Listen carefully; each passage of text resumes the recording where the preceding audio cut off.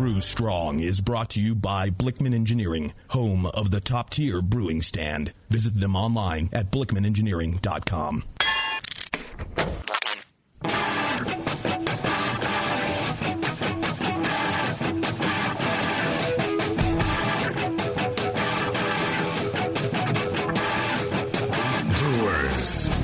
It's time for the beer radio you've been looking for. This is the show that dispels myths, tackles the toughest topics, and makes no apologies for geeking out on beer. Hosted by two guys that drink before they think, Jamil Zainasheff and John Palmer. This is Brew Strong. Hey, howdy, hey, my brewing brothers and sisters. Greetings. Here we are. Yes, here we are. I thought that it would be a public service announcement if we both rattled off all the places we're going to be this year.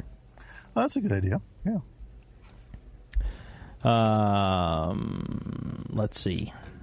I'm going to be in Boston March 1st through 4th to launch Heretic Brewing in Massachusetts. We're going to have three events during the week. We're going to be out visiting accounts. Hit me up on social media. You never know. We could, if I got time, we can hang out and have a beer together. Look for the events. Look for the Heretic launch events during that weekend. Come on out. I will be at all of them, and we'll have a beer together. It'd be cool. I tell you, you will save me because I hate going to events and not running into homebrewers. When a homebrewer shows up at these events, I pretty much latch onto them so I can talk brewing with somebody instead of explaining, what does heretic mean? How did you start brewing? It's like, you don't listen to the show? I don't know. I like talking with my friends. Y'all that listen to the show are my friends, so come out and save me. I'll be in Malmo, Sweden. I'm going to do I'm going to be there for a brew with Thomas at Malmo Brewing on the 30th. Come on down. There's like a regular tap house restaurant, lots of great beers, and come down, and I'm sure that'd be cool with them. Is that March 30th? March 30th, right? Okay. And I'm going to be hanging out pretty much all day, I guess, and I don't expect to do a lot of work, but I expect to criticize, the brewing. That's pretty much how things go. I'm going to do a keynote speech at the Craft Brewers Conference on the 31st in Malmo, Sweden. Then I'm going to be at the Beer and Whiskey Fest on the 1st in Malmo, Sweden. And hopefully we'll have some Heretic beer there at that Beer and Whiskey Fest on the 1st. We're trying to make that happen. May just have to sneak a couple cases in my luggage. Yeah. Some of those barrel-aged ones that you've done? Don't know. Probably cans. Those are going to be the easiest thing. So twinning cousin. Then on the 4th, we're going to do a collab at Sam Brooks Brewing in London. I love Sam Brooks. Great place. We're going to do a collab. We're going to do an American Brown Ale. Hoppy American Brown. So I'm looking forward to that. And then in the evening, we're going to go visit the London area brewers, the Lab Homebrew Club. Cool. It's going to be at U Brew. Did you meet up with them when you were there? Yeah, I did. Oh, yeah. Fantastic. Great guys. Yeah. Great guys. Guys and gals. Great people. Yes. And looking forward to meeting them Monday night.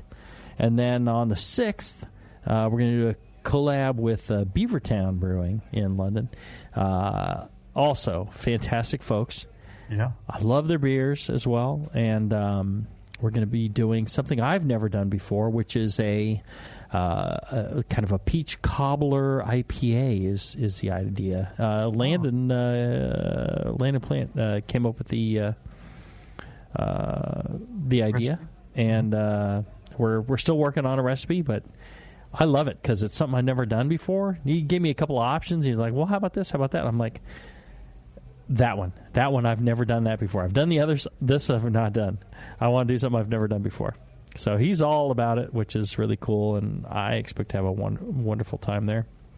On the 7th, going to be at We Brought Beer for a judging class. It's limited to 20 people, so contact We Brought Beer ASAP. It's at the Clapham Junction branch, and it's 20 people.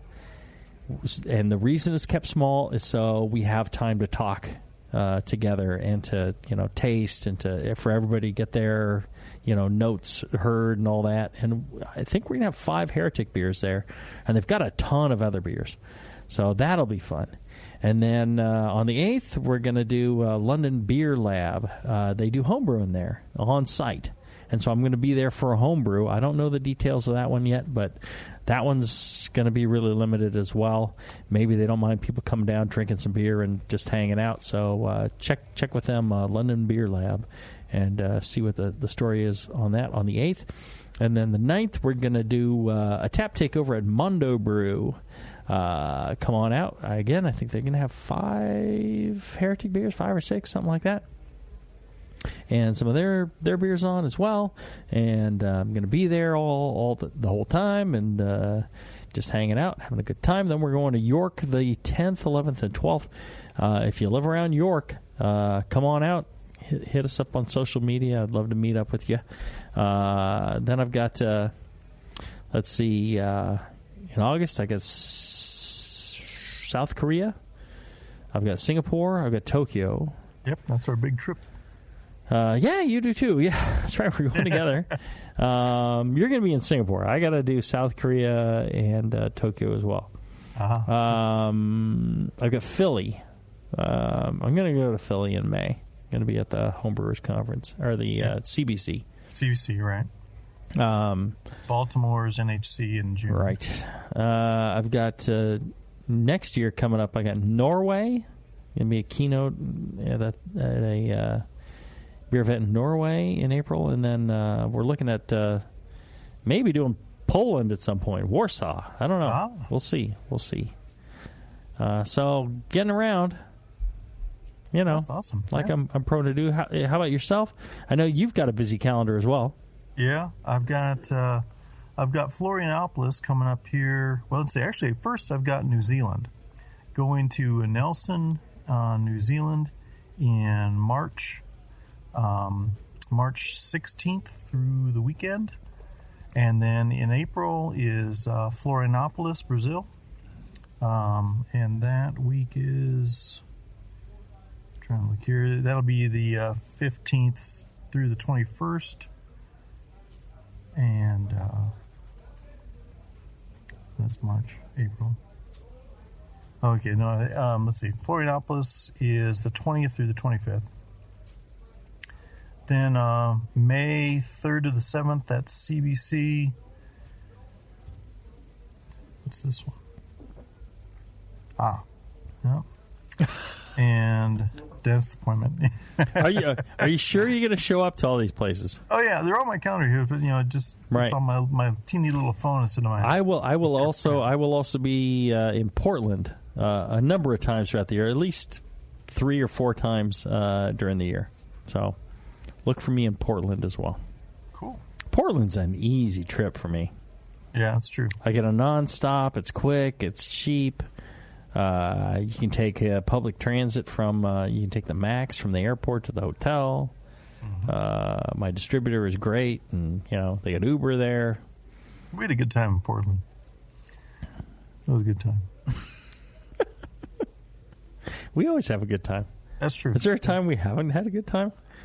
No. I'm trying to think back. Yeah, I mean, ever since I've known you, Ohio. every time. But still, that was pretty good. I was not in Ohio. That's why you didn't have a good time. Remember the beer event we did where we were like the only 2 homebrewers there, and we signed some guy's magazine. The IX thing in Cleveland. Yeah, I still had a good time. Yeah, true. I hung out with the Willoughby guys. Yeah. We drank the hotel out of La Roja Yeah. from Jolly Falcon. We still had a good time. We always have a good time. That's what I love about you. You and I, when we hang out, we never don't have a good time. That's true. Yeah. I'm looking forward to Singapore. That should be really cool. Yeah. No, we're going to be there full week. We're going to the homebrewers event there, and we'll probably have some sort of tap takeover as well. And then I think we're going to have some time to, just meet up with homebrewers at various places. We can just call out some bar and just say, "Oh, we're going to be there. Come on out and drink with us." Yeah. Pardon me. I'm having a growler of bitter, a large growler of bitter. Nice. Yeah, more? Yeah, please. Oh, no, I mean... I thought you meant the bitter. I'm sorry. Okay. Let's see. I think I've got South Africa in July. Again. Yeah, right. Going to Cape Town this time. Nice. August, what do these dates say? I'm going to be in Boulder for a bit in August. Mm-hmm. Working on the next edition of How to Brew. Mm-hmm. Then I got the World Brewing Congress coming up middle of August. And I believe that... Right. That is right before the Singapore trip. I can't go. I'm in South Korea. Right. So yeah, I'm going to present at the World Brewing Congress, so I don't want to miss it. Go. Yeah, no, that sounds like an excellent event. Yeah. And then September... Well, that's another dentist appointment. Oh, the California Craft Brewers Conference.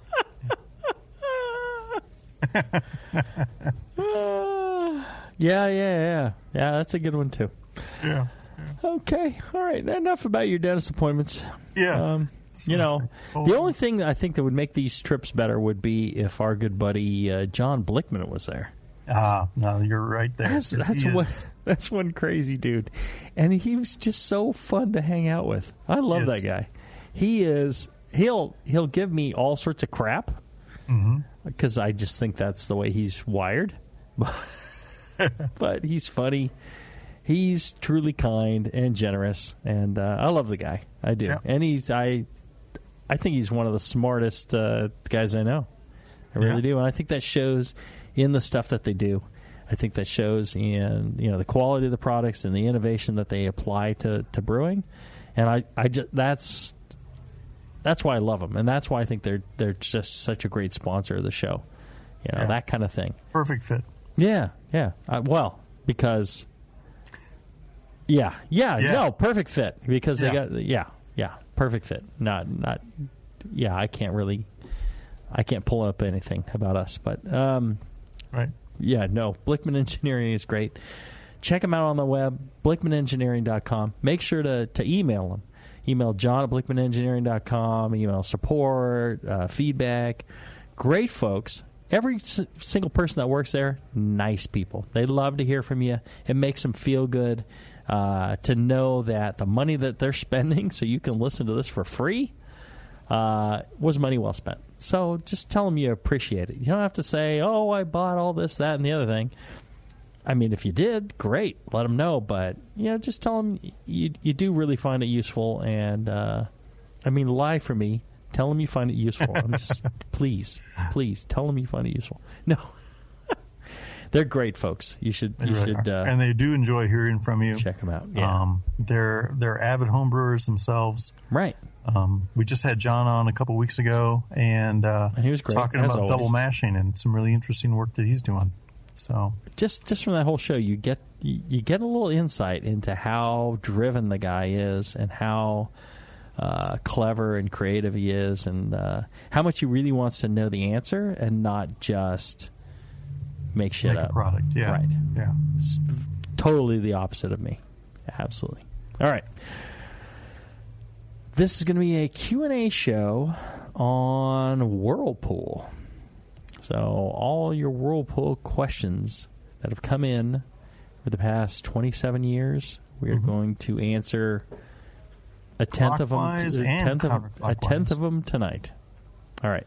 Let's do this. Let's take a short break. When we come back, We will have your first question right after this. Are you looking for a simple brewing system that's great for all grain brewing, but everything on the market seems to be full of compromises? Blickman Engineering has the answer. The Blickman Brew Easy All Grain Brewing System. The Brew Easy is a complete system with easy upgrades and a beautiful compact design, perfect for any size brewing location. At its core, the Brew Easy is built on two gorgeous Blickman Boilermaker brew kettles, a high-temperature March pump, and either a top-tier gas burner or the new Boil Coil electric heater. The Brew Easy adapter lid allows the pots to stack on top of each other, forming an efficient, strong, and compact brewing setup that comes in 5, 10, and 20-gallon batch sizes. Upgrade your Brew Easy system with full automated control by adding a Blickman Tower of Power temp controller and make moving around easy with the Blickman Kettle Cart. The Brew Easy is modular. If you already own a Boilermaker kettle, you can build your Brew Easy by purchasing just the modules you need. The new Brew Easy all-grain brewing system. See it today at BlickmanEngineering.com and brew with Blickman quality on your new Brew Easy. Since the first time the Brewing Network microphones turned on, More Beer was behind it. More Beer sponsors the programming on the BN because, like you, they love brewing. And like the Brewing Network, they love sharing their knowledge. Morebeer.com isn't just a website to place your next equipment or ingredient order. Morebeer.com also gives you access to free beer information that will make you a better brewer. Go to morebeer.com and click into the Learning Center. You'll find podcasts, technical facts, video tutorials, and more, including access to The Buzz, More Beer's social network of more than 5,000 members. And some of them might even be crazier about beer than you are. Get over to morebeer.com today and take advantage of The Buzz, the forum, the Learning Center, and make sure you're signed up to receive the newest More Beer catalog. More Beer, bringing you absolutely everything for beer making. When I order a beer, I want my server to know more about it than I do. I want someone who enjoys good beer and loves helping others enjoy it too. I want someone who knows how to pour a perfect pint for every beer style. I want a Cicerone. The Cicerone Certification Program is creating the type of people who help you enjoy great beer. Home brewers and craft beer lovers know beer is more flavorful and complex than ever, and it takes some serious knowledge to store and serve beer right. Cicerones know beer. There are 3 levels in the Cicerone program: Certified Beer Server, Certified Cicerone, and Master Cicerone. Cicerones are truly the sommeliers of beer. The best beer locations have a Certified Cicerone on staff. Relaxed and unpretentious. Cicerones are tested on storing and serving beer, beer styles, flavor and tasting, the brewing process and ingredients, and pairing food with beer. Learn more about your next beer guide at cicerone.org. Certified Cicerone, because it takes top talent to present a perfect pint. The 21st Amendment. Watch out! Do you like beer? They make beer. Watch out! Do you like friends and fun? They make friends and fun. Watch out! Do you still like to have a good time? The 21st Amendment. Watch out! The 21st Amendment in San Francisco, located at 563 2nd Street, 2 blocks from the building where baseball is seen and played. Try their beers in the pub or try them in the can, featuring Monk's Blood. Made with real monk. Watch out! So why not have the best time of your life? Go to the 21A and Sean O'Sullivan will personally greet you with a can of Monk's Blood. The 21st Amendment. Watch out! This advertisement is not in any way affiliated nor associated with the 21st Amendment Bar and Pub, nor its subsidiaries or affiliates. This telecast is not copywritten by the 21st Amendment for the private use of the Brewing Network. Any use of this telecast without Jamil Zainashev's consent is prohibited. Suck it, JP. Back to the beer guys that make other beer guys look like wine guys. Brew Strong. All right, we're back. We're going to do a Q&A show about Whirlpool. What's our first question, Porno Steve? All right. This one's from Will. It's about homebrewing Whirlpool being useless. Hey, John and Jamil. I was listening to your Pro versus Homebrew show. It was great. You mentioned Whirlpool hops briefly. I'd always thought the practice was useless on a 5-gallon homebrew scale because you can chill the wort significantly faster than on the commercial level. Mm-hmm. With my immersion chiller, I can usually chill the wort to pitching temperature in 12 to 15 minutes. Right. When you consider the time to chill below the isomerization temperature can be under a minute, would this be more useful for someone without a wort chiller? Is the hop character you get so noticeably different from a late addition hop? Thanks. I think that's an excellent question, and I think it really shows that he's got insight into what's happening, but is kind of flip-flopped it here because missing the forest for the trees, as it were. There you go. The problem with pro brewing, this is how you should look at it, is the problem with pro brewing is that you can't chill the wort fast enough. You can through a heat exchanger, but not in the Whirlpool. The Whirlpool, it sits there, and the Whirlpool is just to separate out all the protein and hop matter before it goes through your very expensive, easily clogged heat exchanger. So that's why we do the Whirlpool. And the problem with our Whirlpool is it's hot, and hot for 30 minutes or whatever. And then the 30-minute transfer is hot for an hour. Or, I guess, total average maybe 45 minutes. It's an advantage of Whirlpool chilling on the homebrew scale that it chills very quickly. Now, if you need more isomerization, that's just essentially the bittering. If you need more bittering, well, put in more bittering hops, or put in the hops 15 minutes early or 5 minutes early, or whatever the total time is between when it chills, below the isomerization point of 175, 185, whatever time you want to add the hops. You want 30 minutes of bittering. Well, 30 minutes before that point is going to give you that bittering amount. That's really all you're talking about for isomerization. The great advantage to homebrew is you can so rapidly chill that 5-gallon, 10-gallon pot down with a chiller, a Whirlpool chiller or something like that you can lock in all that flavor from the hops. It takes a moment for them to bloom in the heat and release from pellets or cones, and then you want to trap that in, and that's what you can do. So I think it's a vast advantage to home brewing. Mm-hmm. That's right. And if you want to give it, say, more time, hot but not boiling, then simply hold off for 15 minutes before you start your chiller. Turn off the heat. Right. Put in your zero addition hops, your knockout hops, and then wait 15 minutes with the heat off, and then start your chiller. Well, and that's a good method as well if you're trying to mimic a commercial brew of some kind. When I did Can You Brew It, what I would do, I did all the recipes for that, and when I would always ask the commercial brewers, well, how long's your Whirlpool? And if they said, well, it's 20 minutes, half an hour, whatever, I would be, okay. I would move those late addition hops back to 20 minutes in the boil.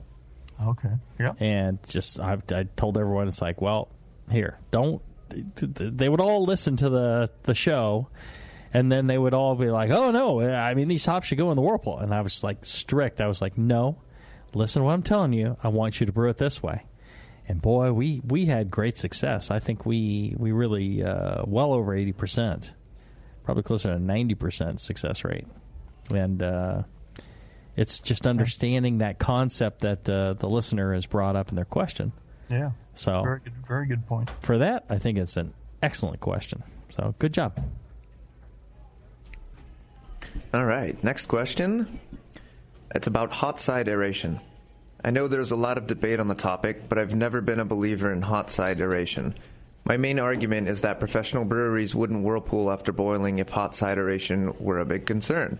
Outside of that argument, I have no science to either confirm or deny that it is really something to worry about. With that in mind, what difference is there between doing a whirlpool at the end of a boil and storing the wort while using an immersion chiller? And as a follow-up, is there any real concern of hot side aeration from stirring the wort while chilling with an immersion chiller? I can usually get my wort below 100 degrees in 10 minutes or less, so it doesn't stay hot for very long. Yeah, the whole hot side aeration thing. So hot side aeration does exist generally when it's boiling hot. Yeah. It's the oxygen's just really that's just not that much of an issue. There's a couple spots in the mash where you have enzymes that will actually oxidize fatty acids, through enzymatic action, outside of temperature or high temperatures. And those are that's like around 40 degrees C or 110 degrees Fahrenheit. You get some enzyme oxidation of fatty acids there that can persist. However, but in terms of, his question where he's saying he's worrying about the whirlpool. Stirring with an immersion chiller. Stirring is not an issue. Frothing could be an issue. But interestingly enough, there was a study that the AHA funded 2 conferences ago, where a guy did several different experiments side by side, and aged the beers from where he frothed the beer at the beginning of the mash, at the end of the mash, beginning of the boil, end of the boil, with egg beaters and so on, and then they let the beers age. And there really was no consistency to the data. They had beers that had been, frothed and, deliberately hot side aerated, tasting better, less oxidized than the control beers. Here's the thing. Listen to our good friend Charlie Bamforth. Yes. And this is like, the last word on many things for me. What he tells me is that hot side aeration, yes, and I think we've had him on the show to say this. Hot side aeration does exist. However, if your fermentation practice is strong, great fermentation will negate any effects from that, because those oxidized fatty acids actually will get broken down by the yeast and used. That's one of the reasons, like, you add oxygen. The oxygen is used to break down these fatty acids and used for, cell wall, cell membrane formation. Right. And so that's what they're using oxygen and fatty acids for. So these oxidized fatty acids, they can utilize that as well. So great fermentation will actually negate any of these effects. So I think that's why they may have gotten variable results, because I don't think they controlled for, yeast pitch, yeast vitality, yeast strain, all that stuff. I think it's far more important to worry about fermentation than it is to worry about hot side aeration. Yeah, and that was Charlie's takeaway too. Yeah. Fermentation and package oxygen, he felt, were much more important. Package oxygen, critical. Cool. This is also about Whirlpool hop additions. Hey guys, curious about your input on Whirlpool additions, and specifically how temperature plays a role in the flavor and nose that the hops will impart on the final beer. One theory that I've read about on the internet is that dropping your temperature between 75 and 80 Celsius, adding hops and starting the Whirlpool will impart more hop flavors. Another says that adding hops and starting the Whirlpool at knockout is the best route.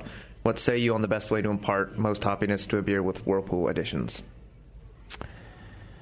My take on it is, and the reason that I think you'll get variable results or variable opinions from people is, a lot of people are, when they talk about hop flavor, they're actually talking about bitterness. And a lot of people, when they talk about hop flavor, they're talking about, the aromatics and the flavor compounds, the aroma compounds. Yeah. And I think that's the difference that you're seeing there. John, do you have any input onto how much sesquiterpenes you're trapping with a lower temperature addition than you are with a higher temperature addition? Yeah, that's an area of current research. Several papers have come out, and unfortunately I don't have them in front of me at the moment. The idea is that different oils have different boiling points, and so the thought was that if you're adding your Whirlpool hops right when the wort is still like at 205, 210 degrees, that you're still going to end up flashing off some of those lighter volatiles, in the time that you put them in. Boiling or not, it's still hot enough for them to volatilize. So the thought was, well, let's drop the temperature down below their volatilization point to like 75 C, whatever that is in Fahrenheit. And I believe I read a paper that had pretty inconclusive results on a taste panel. In fact, it seems like the guys at Brewlosophy recently did an experiment with this. You'd have to check their website, brewlosophy.com. But I mean, I think you're getting to subjective threshold, aroma thresholds with different people. There are some hop oils such as myrcene that some brewers rate as objectionable and better off without it. And then there are other brewers that say, no, they love that green aroma, that fresh hop green vegetable aroma that myrcene gives. So kind of up to you as a brewer on what aromas that you're looking for in your beer. Well, and I'll throw in this. I think, the reason that a lot of people would throw in their hops early when it was, boiling hot was because they were concerned about sanitary conditions and the sanitary nature of the hops. Yeah. And that, there could be some bacteria, things like that. It tends to be minimal, and I tell you, you're probably getting a lot more bacteria in your beer, from other sources than you are from your hops. And, even, as long as you're like 160, Fahrenheit, 161, right, pretty much right away you're killing all your bacteria. So, pasteurizing within like 5-10 seconds. Right. So, you can get down to that temp and go. And I really wouldn't be too concerned about it. All these people are concerned about, the sanitary nature of adding these hops and making sure it's boiling, then later dry hop. So don't worry, go ahead and try lower temperatures. I think you're fine. Yeah. That'd be my overall take on it. All right, let's take one more short break. When we come back, we will have more of your questions right after this. A few things happened 30 years ago. ARPANET migrated to TCP/IP, and the Internet was born. Revenge of the Jedi was renamed Return of the Jedi and opened in theaters. Mila Kunis and Emily Blunt were born, beginning a rad fantasy in my mind. But all of that pales next to the fact that HopTech opened its doors and began blowing homebrewers right out of their mash tuns. HopTech doesn't fuck around. Real people shipping awesome shit straight to you. Their new website is fast and easy to navigate. Or just call 800-379-4677 and let badass bitch Jade and the gadget guy Roberto blow their warm load of customer service all over you. So visit the site or visit the store in Dublin, California and support those that support you. Get your brewing on at hoptech.com. Hey, my brewing brothers and sisters. This is Jamil Zainashev, and I want to tell you about Heretic Evil Twin. You might be familiar with my homebrew recipe, which uses massive late hopping to create a balance between the malty sweet and the hoppy bitter, along with an outrageous malt and hop character. I wanted a beer with the same bold hop and malt character, so we played around with the homebrew recipe until we were able to make a great commercial version too.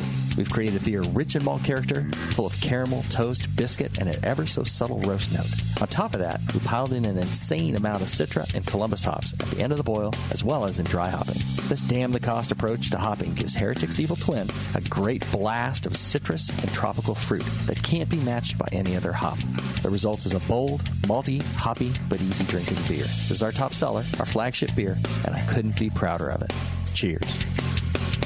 To find Heretic beers near you, click on Find Some at hereticbrewing.com. Your support of the Brewing Network means everything to us. We couldn't produce shows without you.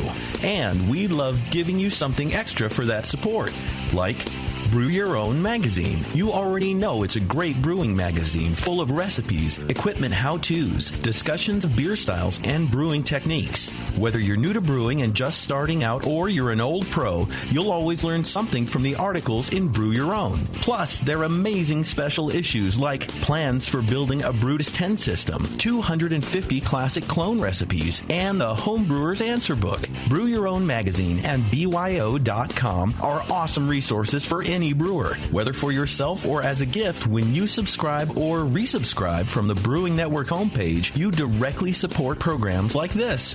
Get a great magazine and support the Brewing Network. Subscribe to Brew Your Own right from the BrewingNetwork.com.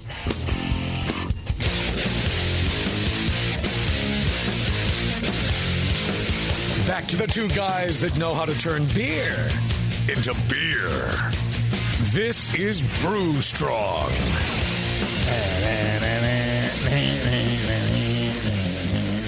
Well, you know, I think our young protege here, Porno Steve, is going to take up homebrewing.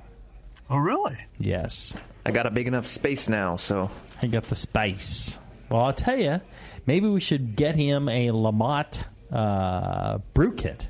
Yeah, water tester brew lab. I think a brew lab is in order, and you know what you're going to find is it's easy to use, it's accurate. You're going to get 50 tests, and I don't know that you're going to brew 50. Well, if it was Justin, 50 tests would last him like the rest of his life. Yep. Including everything he's already brewed in his life. 50 but knowing Porno Steve, probably he's going to want to do each one twice. 5 2's too many. Right? Palmer. Yeah, there you go. No, we're well done. We're going to try and get you set up. Or Palmer is. I'm just throwing this on Palmer. But I want to see you brew, and I want to see you tell us about it. I think that could be quite fantastic to know about. That'd be fun. You know, Palmer approves of the Brew Lab kit. That's right. You can, if you're interested in it, go to the Lamont website, lamont.com. You can check it all out there. You can actually order from there, or check out your online retails. Check out your local homebrew shop. Go in there. Like Porno Steve's going to go to his local homebrew shop and get his gear and get all set up. But his local homebrew shop may just be more beer, which is possibly they carry the Lamont kits.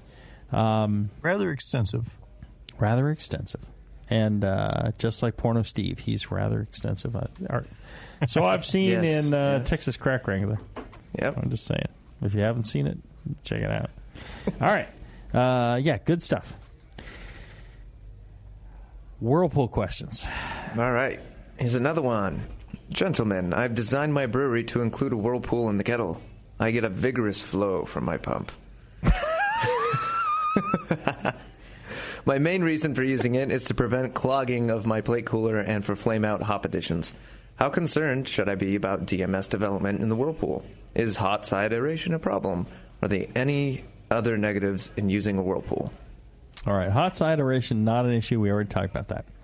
DMS, only an issue if you very slow, if you don't boil enough, right, and then you slowly chill.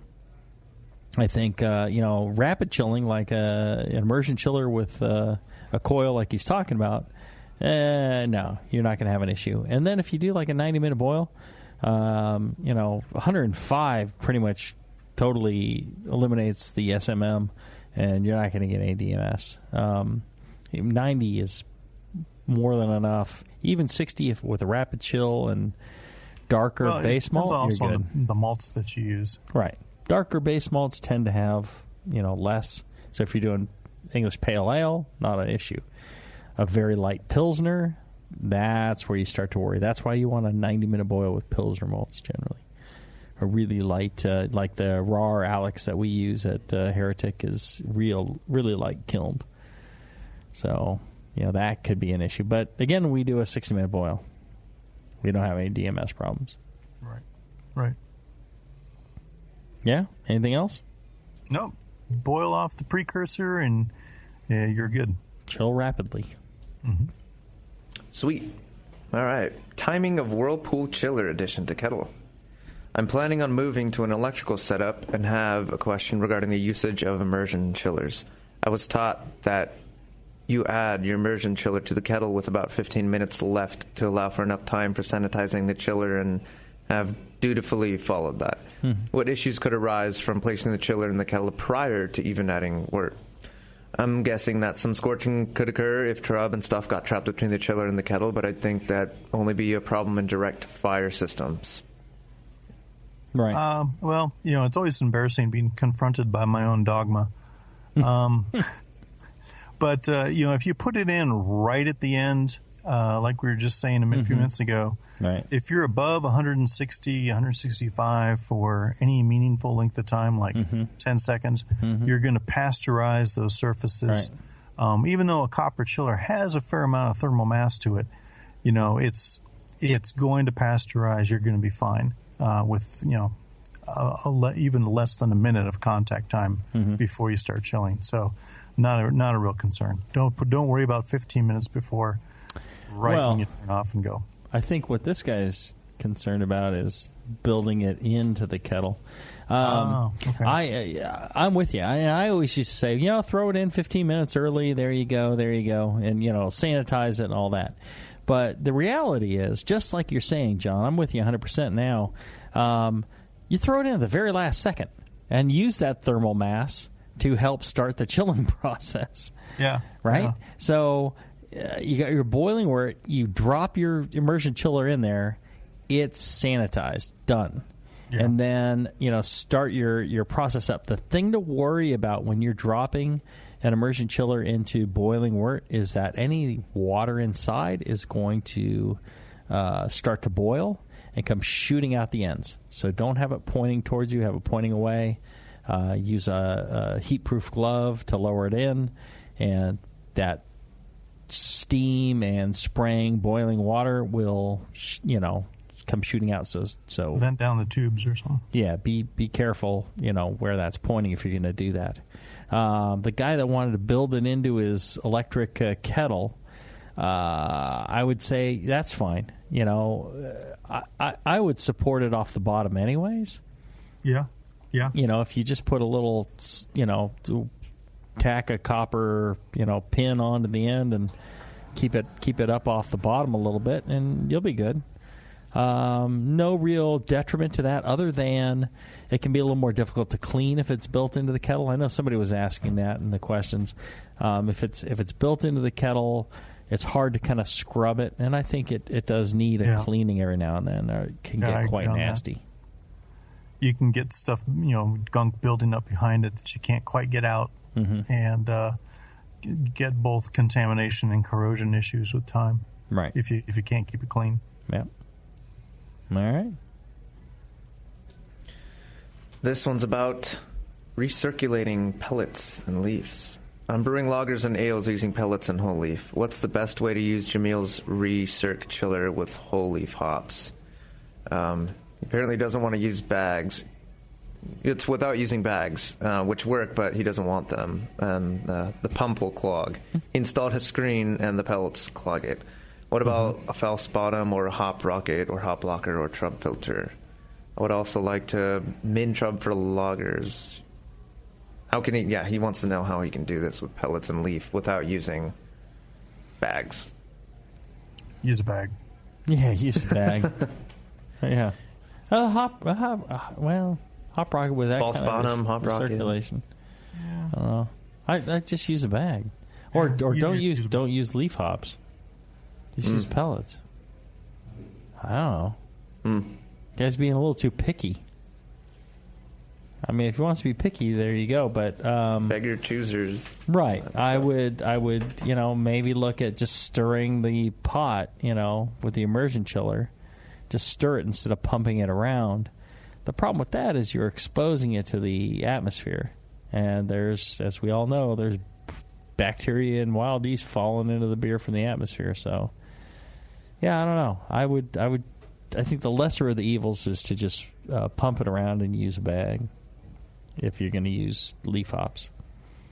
I think the ideal thing is to just avoid leaf hops and use pellets. There's not that much loss off a hop bag to really worry about it. Right. Or if you believe that leaf hops are the greatest thing in the world, which some people do, I'm not sure exactly the logic behind it, but before you brew, take out a pair of scissors.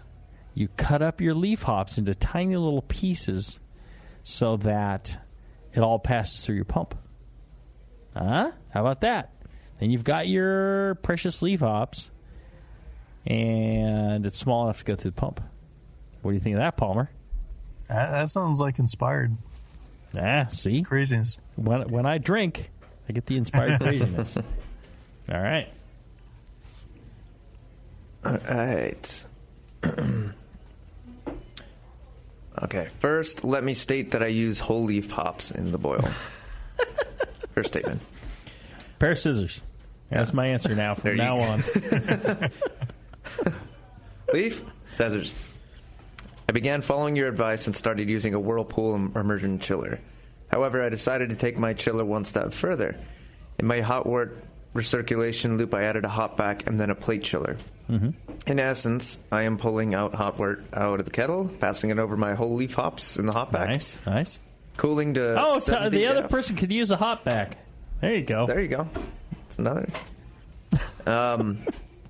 Where was I? Cooling to 70 Fahrenheit through a plate chiller and then putting it back into the kettle with the rest of the hot wort. I run this circuit until my brew kettle is below 120 Fahrenheit, which takes about 10 minutes for a 15-gallon batch. I then break the circuit and continue to cool down the wort to pitchable temps by running the wort through both the hot back and the plate chiller. The hot back acts as a filter to remove the cold break. Right. The whole process takes less than 20 minutes for about 15 gallons. Nice. My thought process is that I can lock in flavor and aroma quickly by using the hop back and stop alpha acid isomerization for the hops in the boil by getting to below 120 Fahrenheit as quickly as possible and also easily remove the cold break. So my question is this. Chemically, what effect would be had on the alpha acids in the hop back by chilling them down to under 70 Fahrenheit and then heating them back up to 120 to 200 Fahrenheit? As I'm trying to lock in flavor and aroma, would I be better to just run an immersion chiller and the hot back plate chiller separately to lock in flavor? So, I mean, if it's over, the 175, 185 range, then it's isomerizing. Even if it was already cooler, if it gets hot, that's the chemical, reaction that's going to happen, right? Right. But, it sounds like that's going to be for just a fraction of a moment in this setup. So I wouldn't really worry about that. I mean, how's the beer tasting? Do you really... I mean, people are always, I don't know. Sometimes I think people worry a little too much. Charlie Papazian, I think, often had it right when he says, relax, don't worry, have homebrew. Yeah. I don't think that's an issue. I think that it sounds like a great setup to me. Cooling them down and heating back up is not going to do anything. I mean, you'll volatilize off some of the aromatic compounds that he's trying to trap in the hop back, but, I don't know that you're going to fully extract all of those on the very first pass before the temperature's plummeting. Right. So, if it's cooled down, warms back up, it's not like it's going to isomerize or anything like that. Right. None of that's going to happen. Yeah. So, and if you're adding 70 degree to 212, it's going to plummet really quickly. Yep. How many minutes does it take to actually hit like half that volume? Well, you're going to be down. Well below a lot of these temps. It sounds good. It sounds solid. I wouldn't worry a whole lot. If he wants more hop flavor and more hop character, I would try these things. One, add a little bit more hops.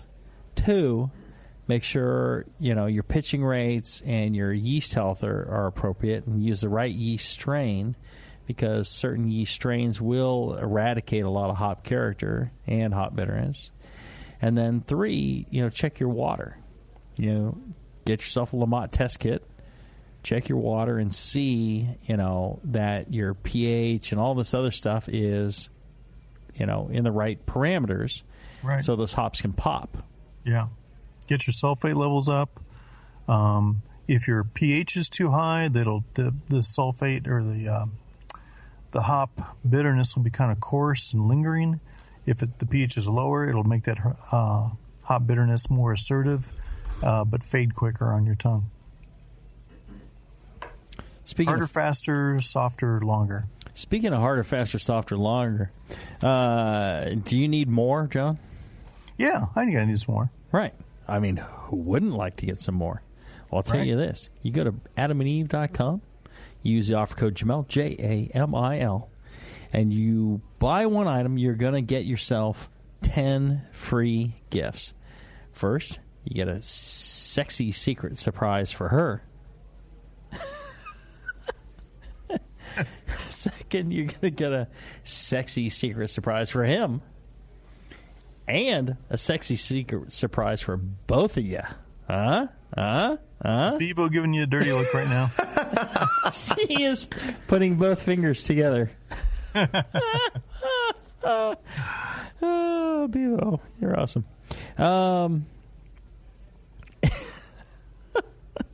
And then you're going to get 6 free adult DVDs, full-length DVDs. I can't look at her anymore. And free shipping. There's your 10th gift. Beavis finally got to me. Usually it's me, but this time, yeah, I just can't look. I cannot finish this and look at Bevo. So 10 free gifts. Use the offer code Jamil, adamandeve.com. Pick up something for yourself. You get the 3 free gifts of the thing for her, thing for him, thing for both of you, and 6 free adult DVDs and free shipping. Use the offer code adamandeve.com today. There you go. Let's take one more short break, and when we come back, we'll wrap up with Whirlpool questions right after this.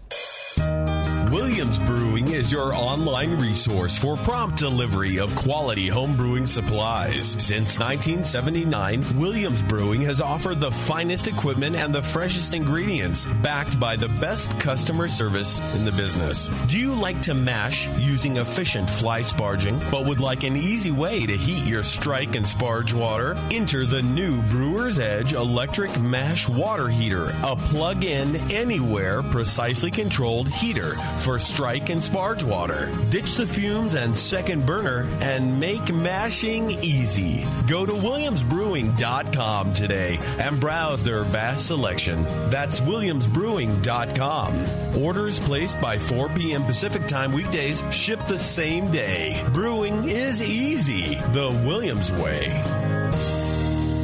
Ken Grossman of Sierra Nevada Brewing Company says making great beer is hard. Making the same great beer every day is harder. Brewers Publications announces its latest release for breweries of any type and size. Quality Management, an essential guide for brewers by Mary Pelletieri. Proper quality management for small, regional, and national breweries is critical. Whether you are an established business or brand new, learn the best ways to create and manage a quality system in your brewery. This book will guide you in developing a comprehensive program that will grow with your brewery, help ensure quality processes in the brewery, and continue providing great beer for your fans. Quality management for breweries is critical for continued success. This guidebook teaches you to integrate quality management in every level of the operation. It will guide you in developing a comprehensive program to ensure quality processes in your brewery. Quality Management, an essential guide for brewers, now available from Brewers Publications. Learn more at brewerspublications.com. Say hello to my little friend. You've heard about White Labs Pure Pitch Yeast. Pure Pitch is yeast grown right in its final packaging. That means yeast that has never been exposed to the environment. And White Labs Pure Pitch yeast for homebrewers is now available to everyone at homebrew retailers nationwide. Easy to use, perfectly sized, and ready to pitch. White Labs yeast packaged using their Flex Cell process ensures the purest yeast on the market. Visit whitelabs.com to learn more about Pure Pitch, Flex Cell technology, and how it's created. Then visit a homebrew retailer near you for your own perfectly sized package of Pure Pitch yeast. And you can say hello to your own little friend. www.whitelabs.com. That's it. I've had it. I am never putting hops in my beer again. What? Why? It's just too ridiculous. Insane prices, stupid contracts, high shipping costs, crappy selection. Dude, you need Nico Brew. Nico Brew will rock your f***ing face right the f*** off your f***ing skull. $5 shipping to all 50 states. Plus fantastic international rates get you low prices on Nico Brew's great selection of hops and more. Whether you're a home brewer, a pro brewer, or a homebrew shop owner, Nico Brew can get you the hops you need in increments big and small, single orders, spot buys, or full contracts. And there's only one place to join the uber special secret elite bare bones club where you'll get the best deals anywhere. Holy f***ing shit. NicoBrew.com. NIKOBREW. Nico Brew, your bare bones buddy in the brewing business.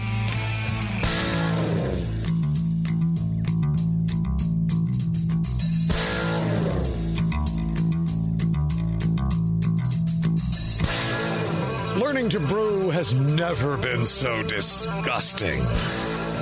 This is Brew Strong. All right. These shows are done live. You may be listening to the podcast, but they're actually done live. And there's a live chat. You can go to the website, thebrewingnetwork.com, click on the Chat Now button, and kind of get in there. And then the lovely Bevo is moderating the chat. We got a couple of questions from the chat room. Porno Steve has turned off your microphone, or somebody has turned off your microphone. Hello. Hi. There you go. There you are. Hi. Uh-huh. My first question is This from... ship runs like a top.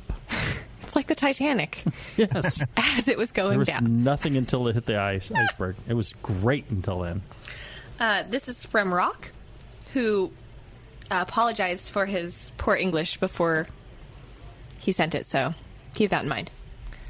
That never bothers me. No, me neither. And I think he got the message across quite clearly. Yeah. I have a question.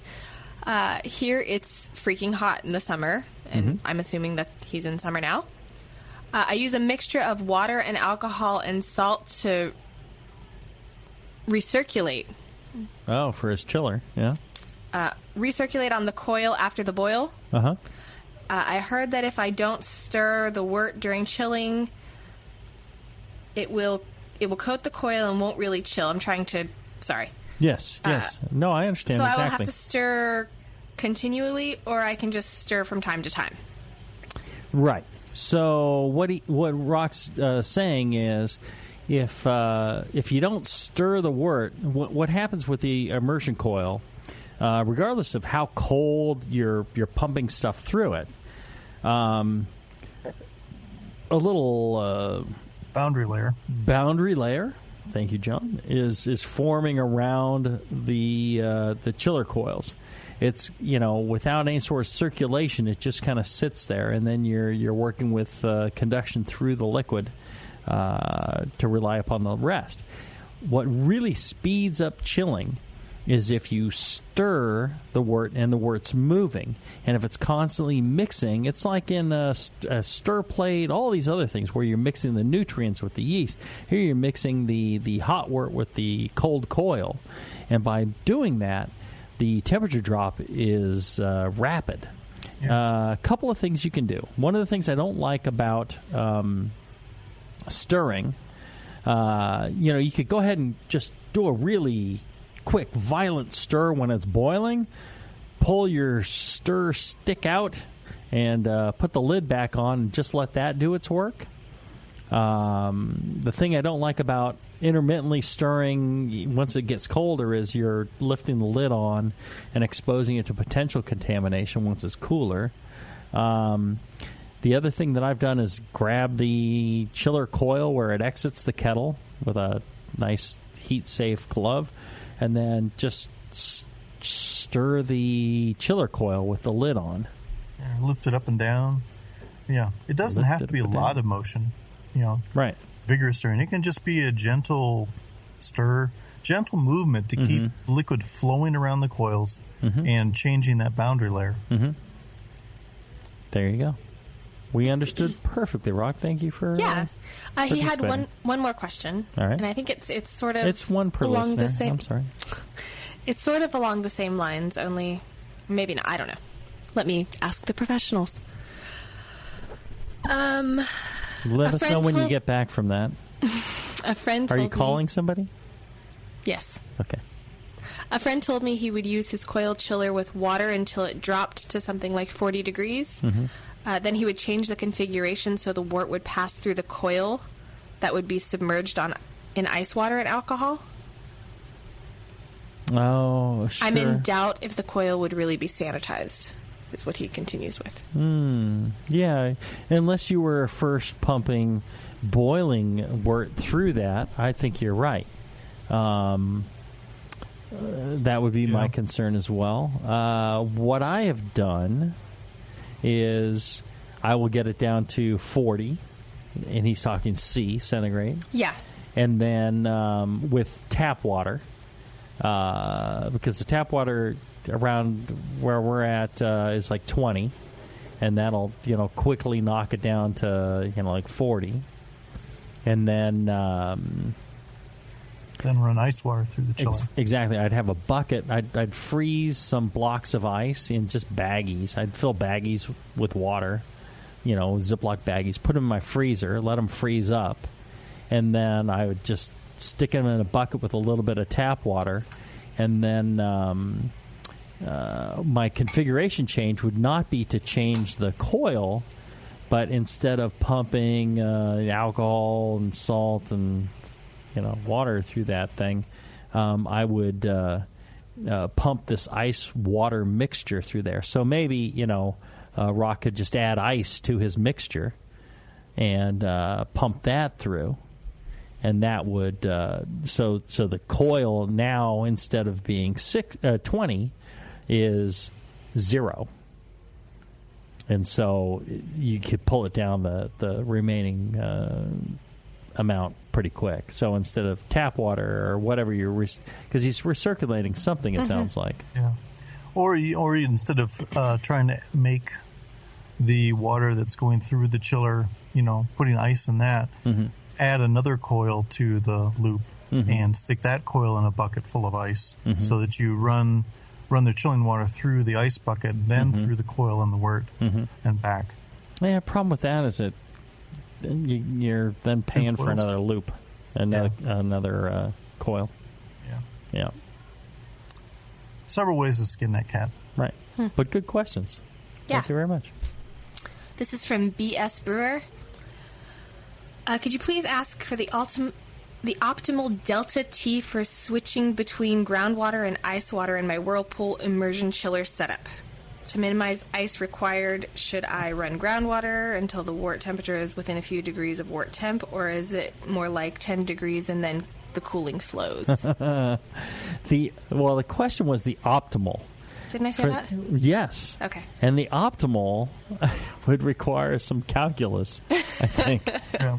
No, I think, once you see it start to slow down, what I always did was, I'd first, the drop from 212 to like 100, the first 50 was almost instantaneous, and then it started slowing down. Once it got down to 100 or so, it seemed like it kind of slowed down, and my water temperature, so 100 at Fahrenheit we're talking now, and my water would be 65, let's say, Fahrenheit. At that point, it's kind of slowing, and then I'd switch to ice. unless I was doing a lager, I'd actually push a little further down to get down to maybe 80, and then I'd switch to ice because I wanted to get it down into the 40s Fahrenheit. So, I don't know what the exact optimal is for using all the maximizing either water conservation or ice conservation or whatever it would be, but it's around there. Don't you think, John? I mean, what would you do, John? Yeah, I use about the same temperatures, really. Mm-hmm. From boiling down to about half that, 50, 100 C. Mm-hmm. 50 C, 100 degrees F, somewhere. Mm-hmm. And or maybe a little lower, and then switch to ice, or right. To bring that delta T down. I'm impatient, so I'd rather just use more ice than wait a whole long time. Yeah. The only reason I use tap water first is that I'm also lazy. So I'm impatient and lazy. And I'm lazy, so I don't want to freeze a bunch of ice, because you could use ice from the very beginning. Yeah. So, and take a note from the Australians. I mean, the no-chill method.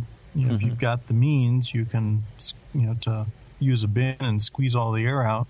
You don't have to do rapid chill. You can do an overnight chill. They have perfectly good success with that method. So here's the reason why I like avoiding the second coil in the ice bath. It's because then you're trying to stir the coil in the ice bath and the coil in the kettle, because then you have two boundary layers, one around each coil. Sure. The nice thing about recirculating the fluid out through the coil and into the bath is that recirculation actually stirs up the bath and breaks up any sort of thermal layers that you're generating. Yeah, I agree. Yeah. But that's what kids are for. Get your arm in there, buddy. Come on. Stir. It'll build muscles. That's right. Wow. Have some spinach. Last one is from Craft Beer Geek. Oh, my God. And we have a whole nother show to do. I know. The last one. Yep. I shouldn't have drank so much. Right. I blame it all on you. Vivo giving me the double finger. Okay. You guys briefly talked about DMS and lightly kilned malts. Mm-hmm. What about Berliner Weiss with a standard 15-minute boil? Yeah, I never had any problems with that in the past. And I always assumed it was something consuming any SMM or any DMS or anything like that. Something about the bacteria fermentation, perhaps? Maybe. Although, so now I will tell you, maybe we should go back and revisit that show. The way that we make Berliner Weiss at Heretic is we'll go ahead and we'll run our wort out to the kettle, and we'll heat it up to kill anything. Then we'll pitch a lactobacillus and let that sour it up. And then we'll go ahead and do a normal, 60-minute boil. And then we'll go ahead and chill it. And then we'll pitch our fermentation yeast. So I'm no longer... you are boiling off the SMM. Yeah, but again, 60 minutes. So, yeah. And it sits in the Whirlpool for 30. And then it goes to the heat exchanger. The heat exchanger is slamming. We could pump it through there pretty much as rapidly as we want. We could be done in 15 minutes if we really wanted to. So, yeah, I don't know. And I've never run into that problem. For one reason or another, I don't know the exact mechanism. I just never experienced it. Yeah, I don't have anything to offer either in that regard. I've not done enough Berliner Weisses to comment. Well, and when I did it worked out fine, so stick with that method.